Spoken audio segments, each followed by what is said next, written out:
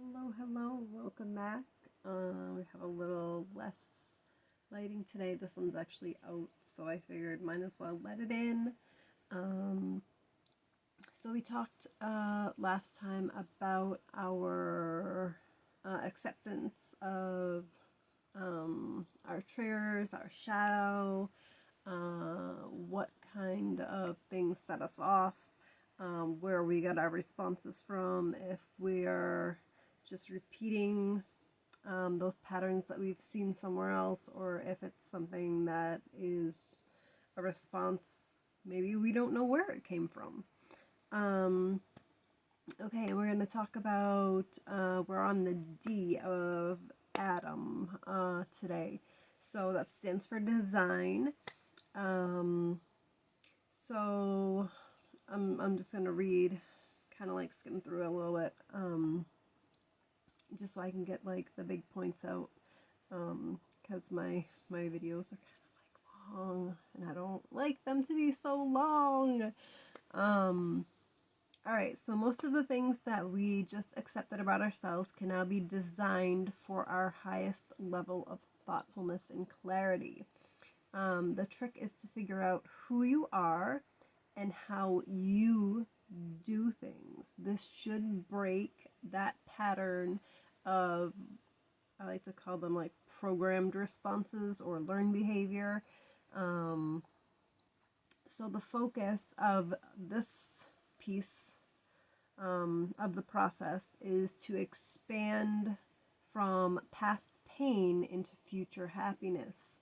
Um, and like most of the great spiritual teachers that we learn from like to say, uh, presence is important, because the past is the past. You can't go back and change it, and the future hasn't happened. So the only thing that you can deal with is now. Um, the Power of Now was a great book. um, that's why I started reading the next part to that. That's a great thing. Um, that has helped me with quite a few of my own issues. Um, you know, as someone who likes to overthink things, being here now and not replaying conversations and overthinking people's actions is something that's been extraordinarily helpful for me to navigate my own issues. Um, so moving on, I was writing, when we start rebuilding ourselves and those definitions, and this is another thing, that other people have given us, or the labels that we don't resonate with or don't like. Um, a lot of a lot of issues that I've had in this department are people will like ask me a question, and as I'm pondering or thinking or trying to like figure out these perspectives, because I have been a chronic overthinker of things, um, they would just start like with the insults, like, oh, you don't know, you're an airhead, oh, you just pretend to be smart, you pretend to have wisdom, whatever. And you know switching perspectives with somebody isn't always the easiest thing, because not everybody thinks the same. um, and a lot of the projection that I deal with from other people revolves around that very issue, is that I try to be more thoughtful. And if I sit and think and think and think and think, and I'm trying to switch perspectives with somebody and I'm finding it really difficult because it's a very emotionally charged thing for me, I will go and ask someone who is, very non-biased, very balanced, very calm, very collected, very non-judgmental, so that I can fix that part in myself that can't quite get around that bend. Um, just because I want to be in that position that can see things from multiple points. Um, I don't think anybody is really out to be a bad guy or a bad person or a witch with a V or any of those things that come up for us. Um, I think everybody is like kind of like in their own place and they're trying to move at their own pace, and you know a little bit of understanding goes a long way with that stuff.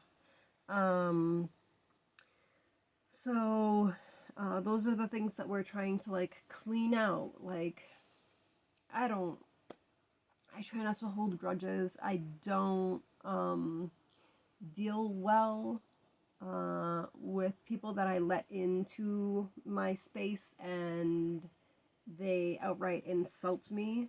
Um, that is, that's abusive. I don't want to deal with that. So I will um, give a second chance if I get an apology. Um, I did that with somebody very recently, and then uh, he kind of like freaked out at me and insulted me again. So blocked, blocked, blocked. Done. Second chances are you're getting with me now. I can't parent people into better behavior. If that's how they're going to behave, they need to find people that are resonating with them on that frequency. But I've kind of like moved past the insulting, annoying, backbiting kind of thing. I don't want to deal with it. I want peace in my life. And if you can't bring yourself into my life with peace, see yourself out the same way you came in. Um, that's where I'm at. Um, so back to the book a little bit. I was just writing like in short, it's like spring cleaning for your personality. You make a plan, you open the windows and the doors, you get rid of anything that doesn't feel authentic, clean out the clutter that isn't actually you, and then add what is more genuinely you. A lot of us actually don't have to add anything. This is something I figured out a little bit with myself because I'm like going through, like I said, I have my bookshelf over there. I just put that up. I just went out and got one so I had places to put my stuff. But I was putting things away and I'm like, oh, I remember, like, I love this so much. I needed it. I had to buy it. And now it's just sitting in a box, packed in a corner somewhere. And I'm like, why don't I have this out? It brings me joy. So some of us just need to unpack what we have, kind of like I said, with like the shadows that you kind of like stuff down in there. You get them like out of the way because you don't want to deal with it. Unpack those things. Unpack them. Unpack them. If there's something in there that isn't tied to who you are as a person, let it go. Let it go. Why are you holding on to it? Why do I hold on to that stuff? I do. I still let things that happened to me in second, third grade bother me now. Holy cow. Yeah, that's decades later. So maybe there are people out there that don't have that issue. Maybe you're not as sensitive as some of the rest of us. And that doesn't mean that you're bad for not holding on to that stuff. That's actually a skill I wish I had gotten a lot sooner in life. Um, yeah, I could have I could have had big steps under my belt by now. But everyone's different. So I'm just enjoying my own kind of progress, I guess, at this point. Um, so we just need to find what is genuinely us. What do we feel like we would want to respond. How, especially if you had a parent like I did that would just kind of like explode at you, um, what would you want to have happen instead? Uh, how would you want to be dealt with? Um, and when you're upset, yeah, it's probably not the best time to sit down and be like, yeah, I just wish somebody would talk to me. But like when you're calm, when you're centered, like in the now, in this moment, look at yourself when you were that age. Um, and think about like the people that you interact with now, and if you were you then, if you were little you, how would you want to be communicated with? Um, if you are in a romantic partnership, relationship, think about like from their point of view. Like this is what has gone on for them all day, and now we have these issues that we need to discuss. How would I want to be approached if I were them? Like just switch that perspective for 1 second and see it from the other side. Um, So for our design, we want to get into like the nuts and bolts.